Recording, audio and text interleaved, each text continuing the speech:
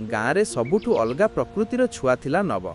से अल्प दुष्टु, अल्प भोला और अल्प फिल्मी टाइप। दिनभर से मोबाइल धरी रील्स देखुथिला और भाबुथिला मोर जीवन रे केबे आसीबो एक सुंदर गर्लफ्रेंड। एक दिन गाँ को नुआ झियो आसिला। तार नाम थिला सोनाली। से सहररु आसीथिला और गाँव रे नुआ शिक्षयित्री भावे जोग देइथिला। से दिन नब प्रथमे ताकू देखिला तार हृदय धड़की बढ़ीगला। यह मोर ड्रीम गर्लफ्रेंड नब मने मने कहिला। परदिन सकाळे नब नुआ शर्ट पिंधि चूड़ी रे तेल लगाई हाथ रे फूल नहीं पाखकू गला। किंतु सोनाली को देखिला परे से किछि कहि पारिला नाही। मुह लाल होईगला। सोनाली हसी कहिले, नब तुमे काहींकी एते चुप? नब भयभीत होई कहिला, मु तुमको किछि कहिबाकू चाहुथिली, कहंतु। सोनाली हसिले। मु तुमको भल पाए, नब एक श्वासरे कहिदेला। सोनाली आश्चर्य हेले किंतु से रुसिले नाही। से शांत भावे कहिले, नब भल पाइबा केवल देखिले हेउनी। प्रथमे तुमे निजकू भल मनीष भावे प्रमाण कर, पढ़ाशुना कर, किछि हेउ, तापरे देखिबा। सेई दिन नब अल्प दुखी हेला किंतु सेई कथा तांको मन को बदलाई देला। से निष्पत्ति नेला, मु प्रथमे निज जीवन को सठिक पथरे नेबी। किछि वर्ष परे नब गाँव एक सफल युवक हेला। से निज व्यवसाय आरंभ करिला और सबुंक मन जितिला। एक दिन मेलारे नब और सोनाली पुणी मिसिले। सोनाली हसी कहिले, तुमे एबे सत्यरे बदली गला। नब हसी कहिला, तुम कथा मोर प्रेरणा थिला। सेही दिनरु तांको मित्रता आरंभ हेला। आउ आस्ते आस्ते सेही मित्रता प्रेमरे परिणत हेला।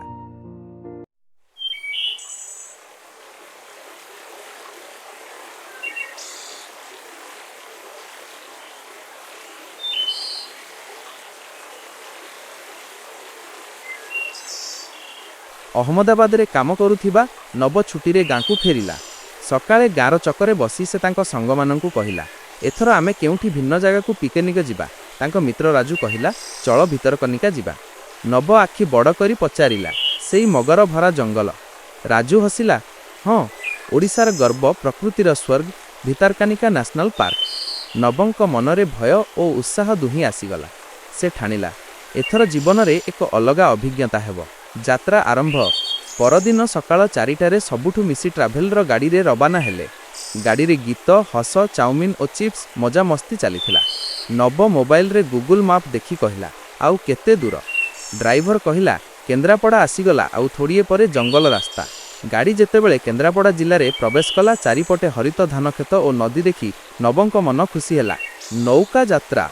भितरकनिका पहुँचिले सेमाने एक नौका भड़ा कले। गाइड चेतावनी देले, हाथ पानी रे देबे नाही, एठारे लुणिया पानीर मगर अछंती। नब भयभीत होई पचारिला, केते बड़? गाइड हसी कहिले, केबे केबे 15 बिना 20 फुट पर्यंत। नौका धीरे धीरे मैंग्रोव जंगल मध्य प्रवेश कला। पक्षी मानक चित्कार, पानीर लहर और हरित गछ माने मन को शांत करुथिला। हठात राजू चित्कार कला, नब देख। नब ताकि देखिला, एक बड़ मगर पानी मुंड उठाई रही। नब गुम हो गला। तांको हृदय तेज धड़कुथिला। जंगल भितरे रोमांच। नौकारु ओह्लाई सेमाने उच्च टावर उपरकू गले। सेठारु जंगल दृश्य देखी नब आश्चर्य हेला। हरिण दौड़ुछि, विभिन्न पक्षी उड़ुछि, दूरे मगर खरारे शोइछि। नब भाबिला, प्रकृति केते सुंदर, आमे सहर रे रही एहाकू भूली जाउछु। हठात वर्षा आरंभ हेला। सबुठु गछ तले आश्रय नेले। वर्षारे जंगल आउ अधिक सुंदर लागुथिला।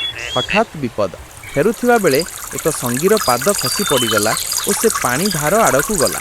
नब तुरंत तांको हाथ धरी टाणिला। सठिक समय से उद्धार हेला। गाइड कहिले, एठारे एक छोट भूल जीवन नहीं पारे। नब बुझिला, जीवन मजा हेले मध्य सतर्कता अति आवश्यक। संध्यार सौंदर्य।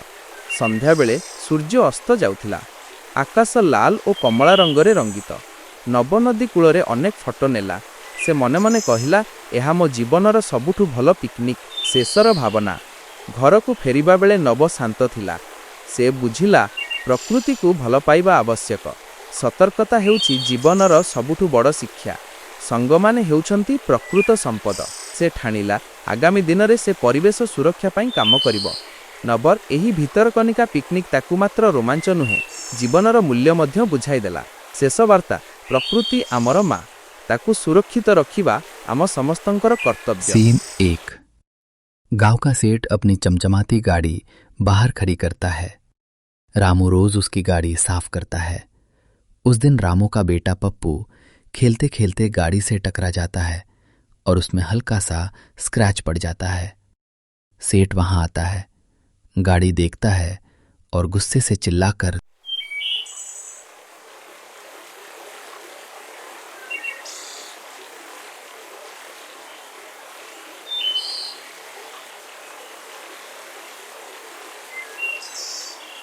ଅହମ୍ମଦାବାଦରେ କାମ କରୁଥିବା ନବ ଛୁଟିରେ ଗାଁକୁ ଫେରିଲା।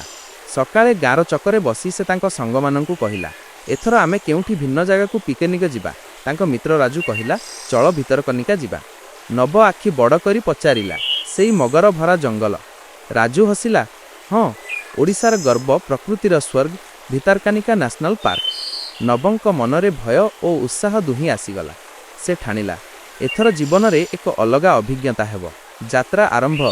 ପରଦିନ ସକାଳ 4ଟାରେ ସବୁଠୁ ମିଶି ଟ୍ରାଭେଲର ଗାଡ଼ିରେ ରବାନା ହେଲେ।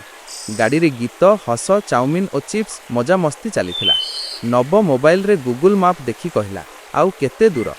ଡ୍ରାଇଭର କହିଲା, କେନ୍ଦ୍ରାପଡ଼ା ଆସିଗଲା, ଆଉ ଥୋଡ଼ିଏ ପରେ ଜଙ୍ଗଲ ରାସ୍ତା। ଗାଡ଼ି ଯେତେବେଳେ କେନ୍ଦ୍ରାପଡ଼ା ଜିଲ୍ଲାରେ ପ୍ରବେଶ କଲା, ଚାରିପଟେ ହରିତ ଧାନକ୍ଷେତ ଓ ନଦୀ ଦେଖି ନବଙ୍କ ମନ ଖୁସି ହେଲା। ନୌକା ଯାତ୍ରା। ଭିତରକନିକା ପହଞ୍ଚିଲେ ସେମାନେ ଏକ ନୌକା ଭଡ଼ା କଲେ। ଗାଇଡ୍ ଚେତାବନୀ ଦେଲେ, ହାତ ପାଣିରେ ଦେବେ ନାହିଁ, ଏଠାରେ ଲୁଣିଆ ପାଣିର ମଗର ଅଛନ୍ତି। ନବ ଭୟଭୀତ ହେଇ ପଚାରିଲା, କେତେ ବଡ଼? ଗାଇଡ୍ ହସି କହିଲେ, କେବେ କେବେ 15 ବିନା 20 ଫୁଟ ପର୍ଯ୍ୟନ୍ତ। ନୌକା ଧୀରେ ଧୀରେ ମ୍ୟାଙ୍ଗ୍ରୋଭ୍ ଜଙ୍ଗଲ ମଧ୍ୟରେ ପ୍ରବେଶ କଲା। ପକ୍ଷୀମାନଙ୍କ ଚିତ୍କାର, ପାଣିର ଲହର ଓ ହରିତ ଗଛମାନେ ମନକୁ ଶାନ୍ତ କରୁଥିଲା। ହଠାତ୍ ରାଜୁ ଚିତ୍କାର କଲା, ନବ ଦେଖ। ନବ ତାକୁ ଦେଖିଲା। ଏକ ବଡ଼ ମଗର ପାଣିରୁ ମୁଣ୍ଡ ଉଠାଇ ରହିଛି। ନବ ଗୁମ୍ ହୋଇଗଲା। ତାଙ୍କ ହୃଦୟ ତେଜ ଧଡ଼କୁଥିଲା। ଜଙ୍ଗଲ ଭିତରେ ରୋମାଞ୍ଚ। ନୌକାରୁ ଓହ୍ଲାଇ ସେମାନେ ଉଚ୍ଚ ଟାୱାର ଉପରକୁ ଗଲେ। ସେଠାରୁ ଜଙ୍ଗଲ ଦୃଶ୍ୟ ଦେଖି ନବ ଆଶ୍ଚର୍ଯ୍ୟ ହେଲା। ହରିଣ ଦୌଡ଼ୁଛି, ବିଭିନ୍ନ ପକ୍ଷୀ ଉଡ଼ୁଛି, ଦୂରେ ମଗର ଖରାରେ ଶୋଇଛି। ନବ ଭାବିଲା, ପ୍ରକୃତି କେତେ ସୁନ୍ଦର, ଆମେ ସହରରେ ରହି ଏହାକୁ ଭୁଲି ଯାଉଛୁ। ହଠାତ୍ ବର୍ଷା ଆରମ୍ଭ ହେଲା। ସବୁଠୁ ଗଛ ତଳେ ଆଶ୍ରୟ ନେଲେ।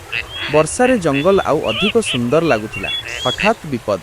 ଫେରୁଥିବା ବେଳେ ଏକ ସଙ୍ଗୀର ପାଦ ଖସି ପଡ଼ିଗଲା ଓ ସେ ପାଣି ଧାର ଆଡ଼କୁ ଗଲା। ନବ ତୁରନ୍ତ ତାଙ୍କ ହାତ ଧରି ଟାଣିଲା। ସଠିକ୍ ସମୟରେ ସେ ଉଦ୍ଧାର ହେଲା।